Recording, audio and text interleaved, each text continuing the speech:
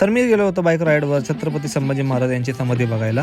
तर आतमध्ये जायच्या आधी आम्ही पहिले चप्पल काढले, कारण की चप्पल काढून पहिले आतमध्ये जायचे, कारण की पवित्र जागा आहे, कारण महाराजांचे प्लेस आहे. तर इथे पहिले महाराजांचे स्मारक होते, छत्रपती शिवाजी महाराजांची स्मारक. त्यानंतर आम्ही आलो छत्रपती संभाजी महाराजांची समाधी बघायला. धर्मवीर छत्रपती संभाजी महाराज यांची औरंगजेबाने कृतहत्या करून त्यांचे अवयव जेव्हा इकडे तिकडे टाकले होते, तर तेच अवयव इथल्या गावकऱ्यांनी मोठ्या धाडसाने गोळा करून ते इथे आणले आणि इथे आणून त्यांच्यावर त्यांनी अंत्यविधी केला.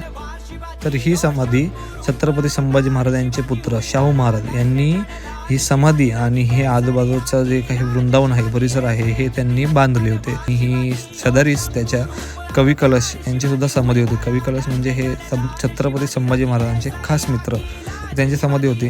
आणि बाजूलाच एक संग्रहालय होते, त्या संग्रहालयामध्ये तलवार वगैरे आणि कट्यार, खंजर, वाघ